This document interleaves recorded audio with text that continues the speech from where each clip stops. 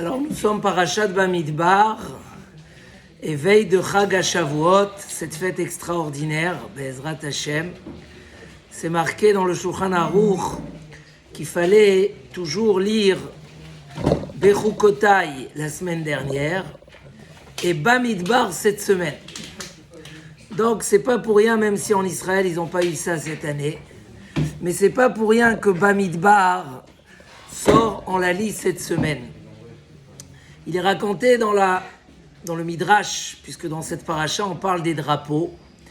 Et les drapeaux, c'était une très grande fierté et grandeur pour le clan Israël. À quel moment on a eu les drapeaux? À Yosef. À quel moment on a mérité ces drapeaux? Que Mamash, le Pasouk, Vediglo alay ahava, le Ham Israël a ressemblé aux anges. Et Akadosh Baruch Hu dit ces drapeaux, c'est un siman d'amour. Et je vais vous citer tout de suite le Midrash. Ces drapeaux, on les a eus au Har Sinaï. C'est marqué dans le Midrash, Mizot anishkafa kemoshachar. Il dit le Midrash, quand les Bnei Israël ont reçu la Torah, ils ont vu Akadosh Baruch Hu arriver au Har Sinaï avec des troupes d'anges, des milliers et des milliards d'anges. Et ces anges étaient très ordonnés. Ils étaient organisés, mamash, d'une manière magnifique, chacun avec son drapeau. Et quand les Bnei Israël, ils ont vu ça, nit avu lit galim. Ils ont eu comme ça ce désir, cette envie. Ils ont voulu, eux aussi, nous aussi, on veut être des drapeaux. Qu'est-ce qu'il leur a dit à Kadosh Baruch Hu chayechem? Puisque vous avez eu envie, je vais vous couronner avec ces drapeaux-là. Et ces drapeaux sont devenus une grandeur au clan Israël. C'est marqué que toutes les nations regardaient et ils disaient « Waouh, c'est quoi ce peuple ?»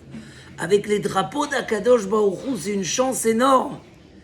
Mais malgré tout, les nations sont venues chez le clan Israël, comme ça nous raconte le Midrash. Et ils leur ont dit « Shuvi, Shuvi, Hashulamit. Shuvi, Shuvi, Venerzebach. » Toi, le Ham Israël, la Shulamit, viens avec nous. Viens avec nous, viens chez nous. Fais comme nous. Arrête avec tes... Et on va faire de vous des princes, des ministres, des responsables. On va tout vous donner. Et le Ham Israël, il répond et il dit, est-ce que vous pourrez nous donner Kimcholat Amachanaim, comme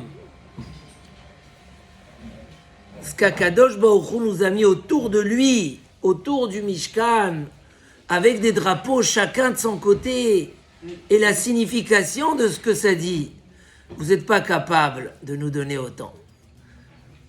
Le Ham Israël y répond, Kimcholat Amachanaim, impossible, nulle part ailleurs, on va trouver une chose pareille. Alors, c'est pas le moment de parler de la signification des drapeaux, où ça montre où l'homme se trouve, à quoi il appartient, combien il est déterminé dans sa mission, et qu'on est devenu Tzvaot Hashem, les armées d'Akadosh Baruch Hu. Mais il y a dans ça un message extraordinaire avant Shavuot. Dans toutes les mitzvot qu'on fait, on ne prie pas que les mitzvot soient agréables. Les mitzvot, elles sont très agréables. Umtukim, midvash, venofet, soufim, plus douce que du miel, et les grandes saveurs. Pourquoi on mange du lait et du miel à Shavuot? Pour montrer des vaches vechalav, tachat leshoner. Le lait, c'est quelque chose de très bon, de très doux. En Israël, on ne boit pas un café sans le radoucir avec du lait. Ça nourrit le lait. Et le miel, c'est une chose que chacun il aime. Et Shavuot, on va faire des repas chalavi pour montrer que nous, on ressent la Torah comme du lait et du miel. Pas que au niveau intellectuel, où essentiellement à Shavuot, on ressent qu'on a un bonheur extraordinaire de recevoir la Torah. Il faut qu'on sente aussi, et tu vas dire à tes enfants, quand tu vas leur donner comme ça, la crème au lait, ou des choses, tu vas dire la Torah c'est de la crème, même au niveau matériel, quand on étudie, c'est une satisfaction extraordinaire. Et ce sentiment-là, il est très important. La seule mitzvah qu'on va prier tous les jours qu'elle soit agréable pour nous, c'est laquelle? La Torah. On a une tfila spéciale tous les matins. Ve'arevna Hashem Elokeinu et divrei Toratecha, que ça soit agréable. Pourquoi? Depuis quand on prie? C'est normal. Dans la mitzvah, comment ils ont expliqué les Rishonim, Schar mitzvah, mitzvah, la joie que tu as dans la mitzvah, c'est aussi une mitzvah. Pas rien que tu profites d'être heureux, mais en plus, ça aussi c'est une mitzvah. Et le Gaon de Vilna à nous dire que tout ce qu'on bénéficie de la Akedat Yitzhak, c'est pas de la Hakeda elle-même. C'est de ce que Avraham Avinu, il s'est levé de bonheur. Et il était plein de simcha. Yechayenu miyomaim, il dit le Gaon de Vilna. De quoi on vit jusqu'aujourd'hui grâce à la Hakeda Yitzhak? Des 2 premiers jours où Avraham il est parti, il a tourné en rang pour trouver l'endroit de la Hakeda. Donc, on prie quand que ça soit agréable. Pourquoi dans les autres mitzvot on prie pas? Parce que dans l'Imouda Torah, il dit le Pachad Yitzhak, la joie et le sentiment de bonheur, ce n'est pas un supplément dans la mitzvah. C'est une partie de la mitzvah elle-même. Écrit le Avnei Nezer. Le Ikar de la mitzvah de l'Imouda Torah, c'est d'être sas vesameach, d'être heureux et de sentir le bonheur et la joie de pouvoir être zoché à Kabbalat Torah. Et comme ça écrit le Yahabetz et les Sfarim, ils ont tous écrit que l'essentiel de la mitzvah de l'Imouda Torah, c'est d'être heureux et joyeux de l'étudier. C'est le Yesod, c'est le Ikar, c'est que tu sens, sinon c'est comme si tu la méprises. Tu n'as pas compris la grandeur de ce cadeau. Que la Torah, elle est des centaines d'années avant la création du monde, que les anges ont voulu l'apprendre, que Akadosh Baruch Hu, il a créé le monde avec la Torah, quel est le vêtement d'Akadosh Baruch Hu qui viachol.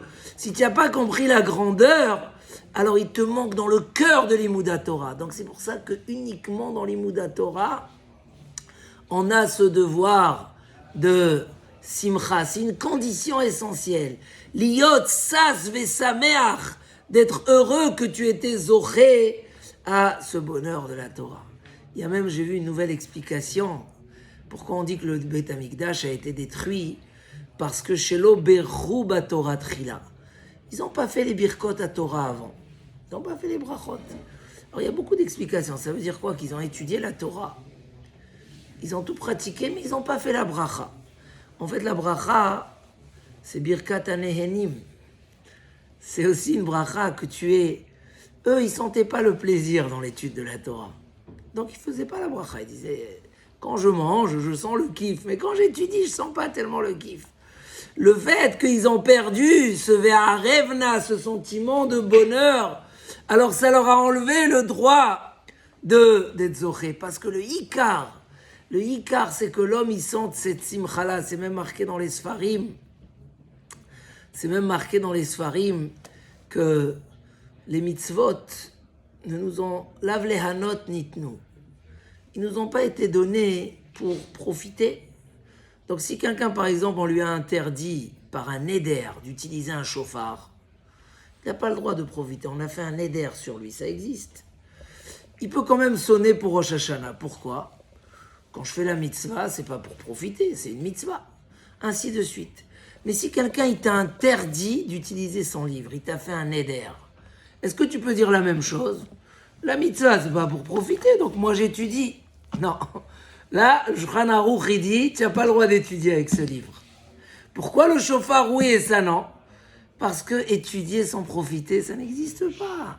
C'est le ikar du limoud, c'est que tu sois nehena, que tu aies un plaisir, que tu sentes le honeg et le bonheur et la chance. Et David Amelech nous le répète sans arrêt. Quand il arrive au limoud à Torah, il dit Beshomram et Kevrav, je les garde à tellement pointilleuses. Umtukim mitvash venofet soufim. Pour moi, ils sont plus douces que du miel. C'est-à-dire, au-delà des valeurs de la Torah, où il cite le roi David, qu'ils sont plus chers que des pierres et des pierres précieuses. C'est une chose. Ça, c'est la reconnaissance intellectuelle de la valeur de la Torah. Mais à Shavuot, À Shavuot, kulo lachem. Tout le monde modim, tout le monde sont d'accord et dit la Gemara qu'il faut faire un kiff à Shavuot, qu'il faut lachem, il faut manger, il faut faire des repas. Il n'y a pas de débat. Pourquoi? Rashi dit on doit montrer qu'on est sassim ou smechim. Donc dans tous les fêtes, il y a un débat halachique. Il y a un avis qui dit si tu veux passer toute la fête à la synagogue, que étudier, tu as le droit. Il y a des débats dans la Gemara, c'est pas la halacha. Mais à kol modim ba'atzeret deba'inan lachem. Tout le monde sont d'accord qu'à Shavuot, il faut lachem. Pourquoi Rashi dit tu dois montrer que tu es heureux et tu aimes étudier la Torah. Dans toutes les mitzvot, c'est comme ça. À Shavuot en particulier, comme il a dit le Pachad Yitzhak, c'est pas un détail, c'est une condition. Vous pouvez rester au shiur si vous voulez, hein, on finit dans 5 minutes. C'est, à Shavuot, c'est indispensable, c'est chelek mea mitzvah. Tu pries tous les matins parce que c'est chelek mea mitzvah. Il y a même qui disent qu'il y a le débat connu, Sfarad Ashkenaz, est-ce que on fait la bracha sur les mitzvot pour les femmes? Quand la femme, elle prend le loulav ou elle écoute le shofar, pour les Sfaradim, Shulchan Aruch, la femme ne fait pas la bracha. C'est mitzvah ta'aseh she'azman grama. Est-ce que les femmes font birkot à Torah? Alors, elles n'ont pas l'obligation d'étudier la Torah, comme on a dit la semaine dernière. Leur part, leur locomotive de toutes leurs mitzvot, c'est quoi? C'est qu'elles envoient leurs enfants au Beth HaKnesset et qu'elles attendent le mari après Seuda Shlishit à 22h45 qui revient de la maison. C'est ça leur chélek dans les Mouda Torah. Est-ce qu'une femme elle doit faire birkot à Torah? Si elle ne fait pas sur le loulav, sur le shofar, Reb Shmuel, est-ce qu'elle doit faire birkot à Torah? D'après ce Yesod, disent les Sfarim, bien sûr elle doit faire, c'est une halacha. Pourquoi? Parce que peu importe ce qu'elle va étudier, elle va profiter. Et comme tu as dit, quand un homme il profite, il doit faire la bracha. Donc le loulav, elle peut le faire sans profiter. Après, tu profites ou pas, c'est une madrega, c'est un plus. C'est quelque chose qui se rajoute à la mitzvah. Mais dans l'Imouda Torah, le Ikar, c'est de sauter de joie. Ashreinu matov chelkenu, on a la chance de faire la chose de la plus belle, la plus précieuse. Un homme, il sort d'un shiur de Torah, il est rempli de satisfaction 1000 fois plus que s'il a gagné des millions. Parce qu'il y a un plaisir extraordinaire, il y a une hana'a, il y a un tam, atzum dans la Torah. C'est pas, tu étudies un morceau de sagesse. Tu te relis à ce moment-là, c'est vrai quand un homme il étudie, la présence divine vient devant lui. Le Ramchal qui dit que tu as 22 lumières qui brillent, les 22 lettres, quand tu étudies la Torah, ils brillent sur toi. Comment tu peux pas sortir et sentir le bonheur de la Torah? Et sur ça, on va finir que David Amelech, il a toujours dit, la Torah c'est une chanson. Zmirot ayuli chukecha. On va faire avec un petit chidouche magnifique. Zmirot ayuli chukecha. Ta Torah, c'était pour moi une chanson. Mais où c'est marqué ça? Dans le Mizmor Kufyutet, Ashret Emimedarech. T'es dit. Zmirot ayuli chukecha. Dans Ashret Emimedarech. Il demande, c'est marrant que David Amelech, il a été puni sur ça. Pourquoi il a appelé les divrei Torah Zmirot? C'est pas Kavod. Comme ça, c'est écrit. Donc, il a été puni. Demande, c'est Pele Plaim. La Torah elle-même appelle la Torah une chanson. Où c'est marqué que chaque homme doit s'écrire un Sefer Torah. Ve'ata kitvu lachem. Et ta shira azot, cette chanson-là. Beaucoup de Mfarshim disent ça revient sur la Torah. Donc la Torah elle-même, elle appelle chanson. Pourquoi David Amelech, il est puni qu'il appelle la Torah Zmirot? Et le Teilim, il est rempli où on appelle la Torah. Alors, j'ai vu un très très beau pirouche, encore une fois, dans un autre Pachad Yitzhak. Il dit magnifique, il dit la Torah, elle a 2 sgoulottes. Elle a 2 côtés. Un côté, c'est qu'elle se sépare du mal. Quand un homme il étudie la Torah, automatiquement, il ne se laisse plus tenter par son mauvais penchant. Il s'éloigne de la faute, du mensonge, du vol, de toutes les choses négatives. Barati lecha yetzerara, barati lecha Torah tavlin. Je t'ai créé un mauvais penchant qui va t'amener à faire des mauvaises choses. Avec la Torah, je t'ai donné l'épice, comment le détourner et utiliser le matériel dans la Gdusha, magnifique. Mais elle a une deuxième chose, c'est qu'elle nous élève, elle nous donne la grandeur. Elle relie le corps avec la Neshama, et l'homme il s'élève, il devient spirituel, il touche un bonheur exceptionnel comme on a dit.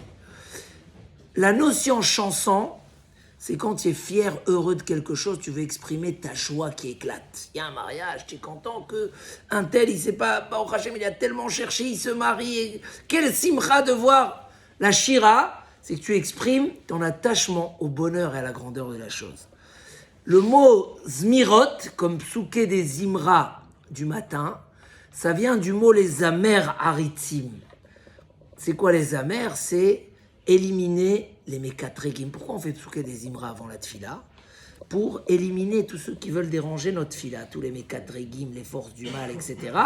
Zimra, c'est comme l'autismore. C'est tailler les arbres, enlever les mauvais machins pour garder le bon. Quand tu chantes zimra, ça veut exprimer que tu es content que tu as été débarrassé du mal. Que Baruch Hashem, Ashrenu Matov Chelkenu, on ne touche pas à ces choses impures et à ces choses tamées et à ce qui est le vol. Zimra, donc quand on chante et on dit que d'Ivrei Torah c'est Zimra, ça veut dire que tu es fier et que tu chantes à Akadosh Baruch Hu, que la Torah t'a débarrassé de tout ce qui est négatif. C'est beau aussi, mais pour David Ameller, c'était une reproche. Il ne faut pas que... C'est sûr que ça nous écarte du mal, mais ce n'est pas ça la grandeur de la Torah. Si c'était que ça, des fois, on voit des enfants, ils disent « Oui, je sais que c'est interdit, mais je suis privé, je ne me sens pas... » La grandeur de la Torah ne doit pas s'exprimer dans cette qualité, juste dans cette qualité qu'elle te sépare du mal. C'est trop petit, tu dois être tellement heureux et fier. C'est comme dire à quelqu'un « Ah bah, oh Hachem, j'ai gagné de l'argent, je roule dans une belle voiture, je remercie que je roule pas dans une voiture qui se casse tous les 2 minutes. » C'est pas ça ta fierté. Ta fierté, c'est que tu es content de ce que tu as et que tu es à l'aise et que tu peux faire des longues routes et que tu as un confort, etc. Si tout ce que tu exprimes, c'est que grâce à ça, ça t'a écarté de la voiture qui se casse tous les 5 minutes, c'est pas kavod à ce que tu as acheté. Donc, Kivyachol, quand David Ameller, quand il a dit « Je suis heureux de la Torah, ça m'élimine tout le mal », c'est pas... L'homme, il doit tellement être heureux et fier dans la Torah que même pas il pense au mal. Il est attaché, il voit les grandeurs que la Torah lui donne. Et si un homme, il dit non, juste, grâce à l'étude, bon, Hachem, je suis cadré. C'est pas assez. L'étude, c'est un bonheur, c'est une grandeur, c'est une simcha, tsuma, belidai. Donc, Bezrat Hachem, qu'on ait toujours cette condition-là de sentir Ashrenu matov chelkenu, Ashrei yoshvei betecha. David Ameller, chaque fois qu'il parle de Torah comme ça, il dit Ashrei au début, Ashrei à la fin. C'est pas un plus, c'est une condition essentielle. Bezrat Hashem, toute la joie qu'on va faire. Quand Am Israël, ils ont senti ces drapeaux-là. C'est quoi ces drapeaux? On montre qu'on est fier, c'est ça notre fierté. Tout le reste, c'est secondaire. Ils ont vu que chez les anges, il n'y a que du spirituel. Le drapeau, il vient, il exprime le niveau et leur fierté. Ils ont dit, nous aussi, on a besoin de ça. Vous allez nous proposer de l'argent ou d'être président ou d'être ministre, etc. Ça n'a rien à voir. Nous, on est tellement heureux et fiers de ce qu'on a. Voilà, une vraie Kabbalat Torah, c'est d'arriver au sentiment de fierté, de sentir le Ashrei profondément. Et ad quel égard que halachiquement, on doit bien manger Shavuot pour montrer ça. Parce que montrer ça, c'est pas un détail, c'est l'essentiel. Chazak venit Chazek, qu'on puisse se délecter et s'abreuver, comment on dit, s'abreuver de cet bonheur et de boire la Torah avec une soif extraordinaire. Amen, Kenye Ratzon. Shabbat Shalom, Chag Sameach, qu'on ait une belle Kabbalat Torah. Et comme dit le Harizal, c'est à Shavuot qu'on décide comment l'homme il va être orienté, alors qu'on nous oriente bien du ciel et qu'on donne Veten Chelkenu Betoratecha. Amen, Kenye Ratzon.